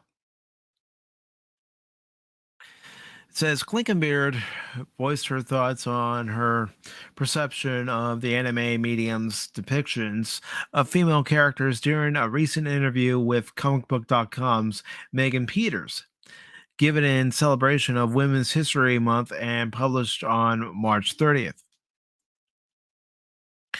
Asked by Peters if she thought the anime does a better job catering to the demographic of women than, say, television stateside, and if so, how? Clinkenbeard asserted, I think in more recent years, the studios creating anime have done a better job incorporating female voices in the shonen anime and allowing shoujo series to appeal to all viewers. And I'll wait for this ad to disappear. Thank you. And there's another ad. It's the only thing I don't like about Bound into Comics are these ads. Okay, hopefully that's it. Thank you. It said that should be. Oh, come on. I don't care about Jackie's Dream Palace. It's not a show I'll be watching. I'm not into those shows. Okay, come on. Hurry up.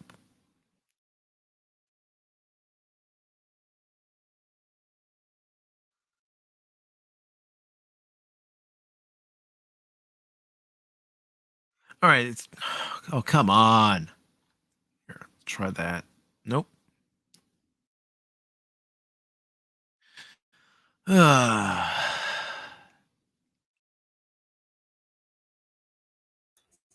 Discovery. This is what you get. I'm not even going to watch with a Star live Trek stream. Discovery. Yep.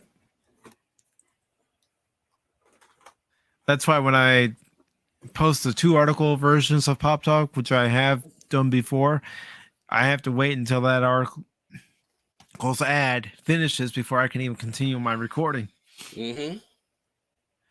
Okay, it goes on to say that should be the direction we're aiming for, I think, she added. Not male anime, but anime with different flavors for every palette. To this end, Clinkenbeard noted that the one thing oh, come on.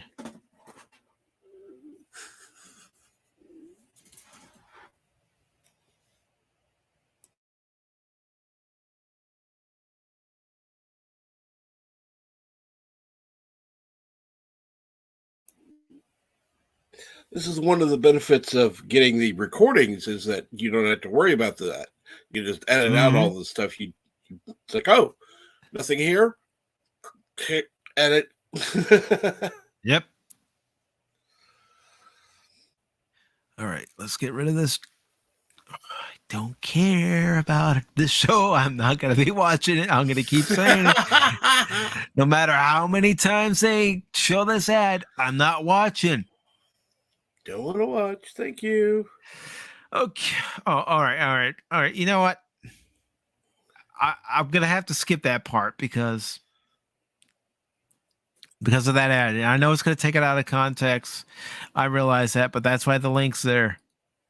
It says female characters are too often driven by their desire to appeal to men or support men, or to frequently by their own motives and storylines.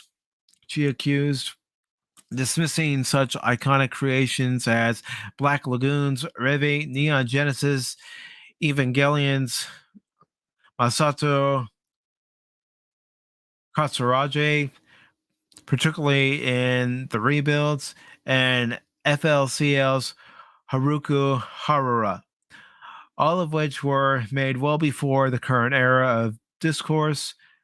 They also tend to end up in the background, waiting to be rescued or fixed in some way. It says, Clinkenbeard continued, I'd like to see more strength in the female characters we see in anime, so both girls and boys watching anime as they grow up can find things to admire in those characters rather than looking to the male leads for inspiration. Obviously, there are exceptions to this rule, she offered as a caveat. Goes on to say, Peters then inquired to Clinkenbeard's opinion on whether the production side of the industry is also embracing female talent and growth, to which the voice actress replied, I think the industry has embraced the feminine voice and feminine female leadership with open arms over the last decade or so, and I've never felt much pushback as more and more women take on roles in production or become household names in dubbing. Goes on to say, however, turning to anime fans themselves, she accused, it's been less wholehearted in the fandom. Unfortunately, there are some holdouts in the anime fandom community who would like to see like to keep anime a male-dominated genre made by and for men. Oh gosh. I'm going to say it. I'm so tired of this narrative. I don't care who the character is as long as they're written well and they're a character that you can actually support. Because that character goes through, here's a word, the hero's journey. Mm-hmm. I don't want a character thrown in there just because the character's the be-all, end-all, the bestest ever. No, I don't want that. I want any character to go through the hero's journey. This way, we can see where the character started off in the movie and where they end up in the movie.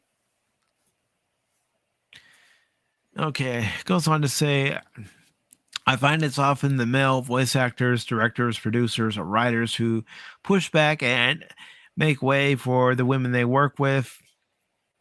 We have some amazing advocates among our coworkers and castmates.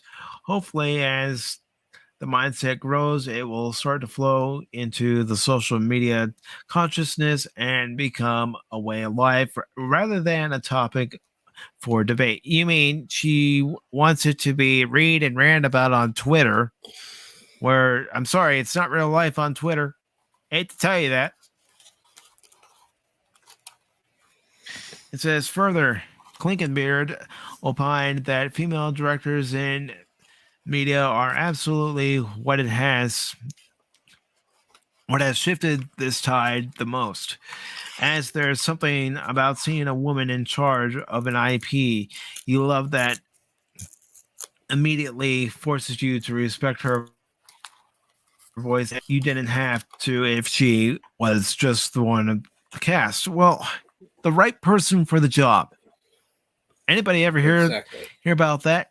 The right person for the job. Male, female, if they have the credentials, if they meet the requirements of the job, and they're the best candidate for the job, then they should get the job. Should it matter if they're male or female?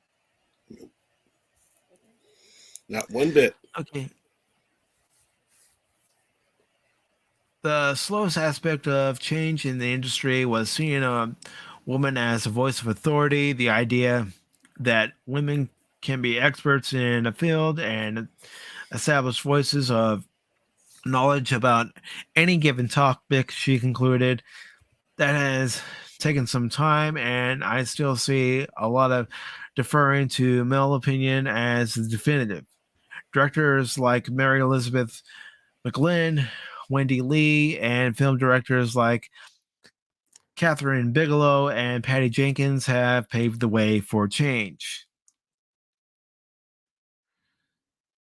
Again, what do you make of Clinker Beer's opinion? Well, I've already stated my opinion. I'd love to hear yours. Give me good, well-developed characters and a well-developed story.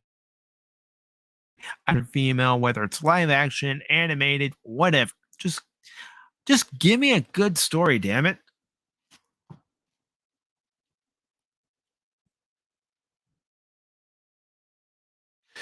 And the Pata Wannabe says, blunt force advertising. Yeah, Discovery Plus really wants me to watch that show.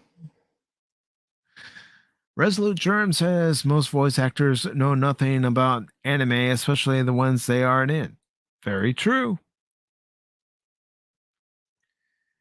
And Pop Culture Mechanic says, exactly, to them, it's just a job. Yeah.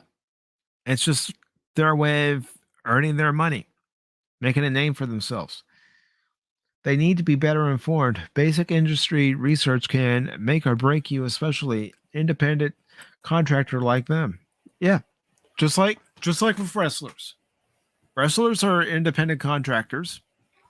They go from one company to the next, even if they despise that company for the paycheck, for the money. Yep.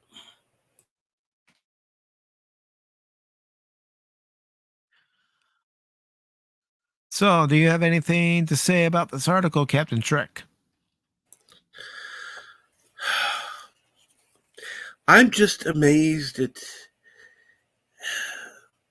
people are going to miss the whole slant on it, I think. Or at least some will. And I think it's from a false narrative that all of the anime, female anime characters are somehow weak and need rescued or need a man or whatever. I've seen plenty out there that no, they don't. They can kick ass. They don't need anybody's help. And they're not Mary Sue characters. They're actual, they've got real stories. And yeah, okay, there are going to be a few characters out there that there's a weaker person that needs to be rescued. Not always going to be a woman, by the way. So, again, false narrative, I believe. Mm-hmm. And Resolute Germ says, very true. Just look at Cody last night. Yeah, Cody, one of the founding members of All Elite Wrestling, has returned to WWE. And it's something that Quidman Jenkins and I were talking about when we were doing the Over the Barricade podcast. Before Quidman told me he had to stop for the time being because, his job, and like I said before, this is a good thing. His job was basically taking up most of his time.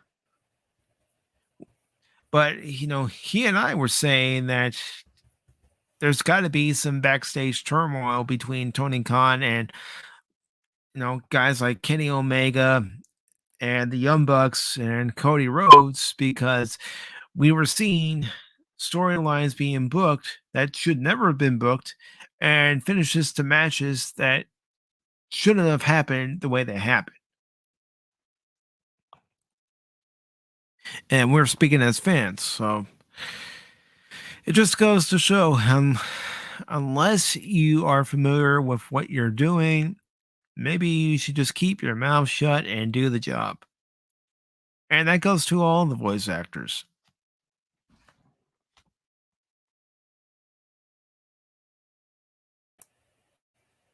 I would say, unless you're qualified, shut up and do your job. Mm-hmm. So, ladies and gentlemen, on that note, I am going to wrap up this edition of Sunday Morning Pacific 414 Pop Talk. I want to thank each and every one of you for stopping by. Captain Trek, thank you for coming on the panel. You're welcome. And once again, I will go ahead and post the links for both of your channels. Thank you. Just got to pull them back up here. 1 second. Almost there. Almost there. Almost there, folks. I know you're probably saying, "Sure you are, Mike. Sure you are."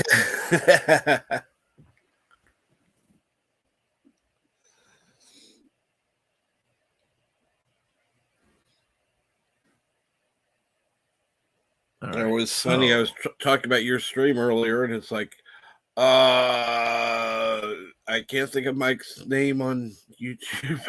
It's like, what is it?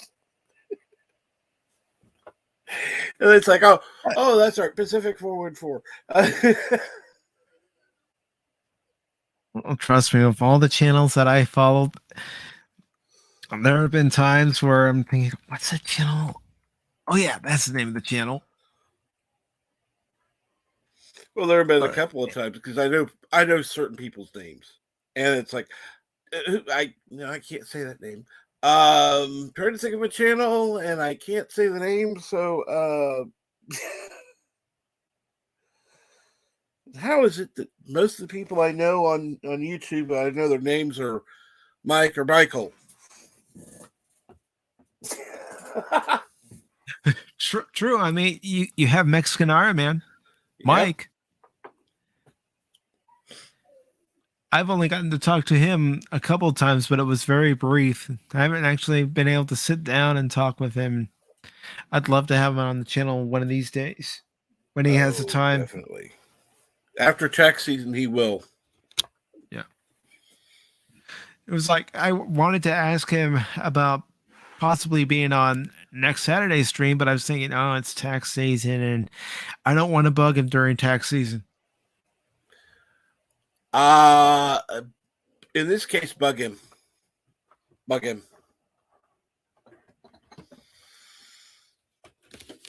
if he's got any chance at any time, he'll take it.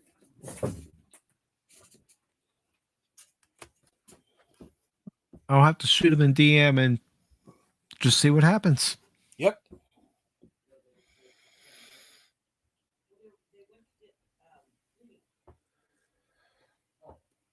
All right.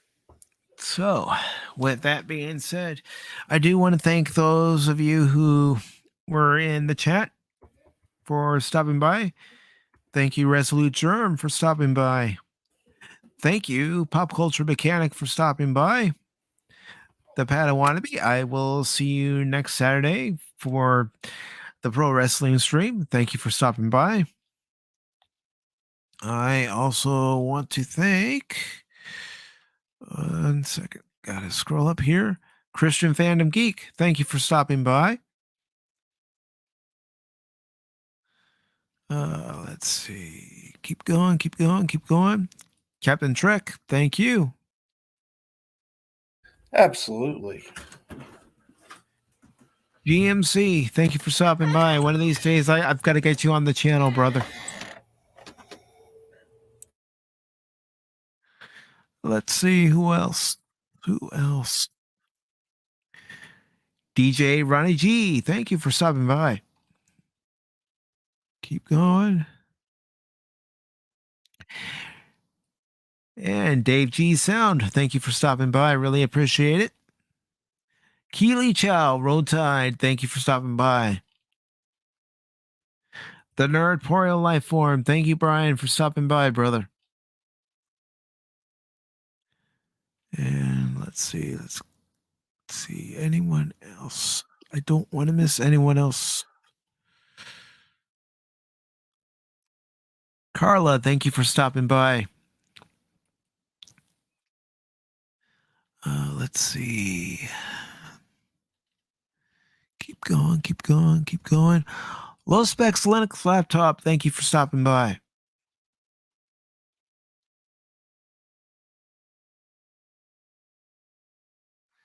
And that would appear to be everybody who stopped by, including that spam bot that I brought up earlier. Okay. And also,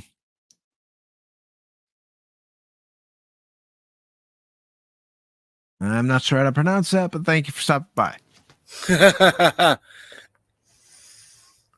I'm not even going to attempt that one. Nope. It's Russian.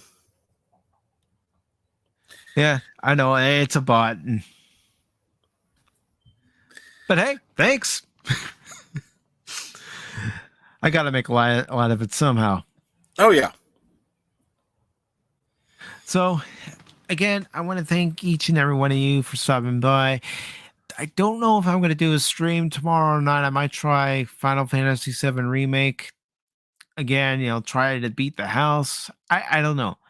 I've got to practice at that a little more. Plus, I have to watch, the next 5 episodes for Tuesday Night Trek. We're going to be going over episodes 11, 12, 13, 14, and 15. Of course, when we get to episode 15, that is yesterday's Enterprise. And to this day, I put that episode on a pedestal because I'm going to say this now. I've said it before on this channel. I'm going to say it Tuesday night on the Star Wars Guys channel when we're doing Tuesday Night Trek, that if it wasn't for yesterday's Enterprise, I wouldn't be the diehard Star Trek fan that I am. It is because of that episode that my fandom for the franchise was solidified. At that point, I was watching because I enjoyed the show, but I wasn't necessarily hooked. When I saw yesterday's Enterprise and the way that episode was done, I was hooked. So let me get the link to their channel. All right, 1 second here. And I'm going to put it into the chat. If you haven't subscribed to the Star Wars Guys, do subscribe. They do Tuesday Night Trek. There's also Animation Fridays. Paul is currently working on a video that he and I did together. When he gets it posted, he'll have it posted. But he does great content, and I, again, want to thank each and every one of you for stopping by. And before I leave, Resolute Germ says the Scotty episode is Relics. Yes, Relics is also one of my other favorite episodes, just because of the way they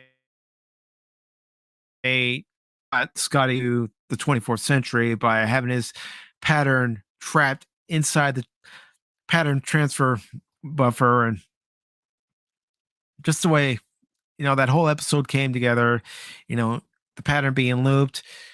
And Riker and Geordi are saying, do you think there could be a pattern still intact after 75 years?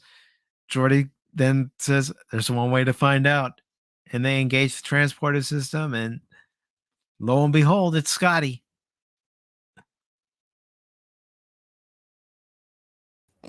I love that one. All of a sudden, boom, there's Scotty. Mm-hmm.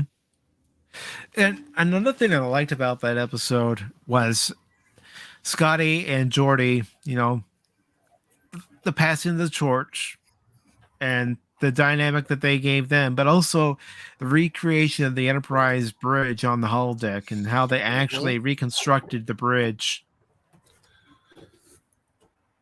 Well, I did like the callback with Data and Scotty with the whiskey. Mm-hmm.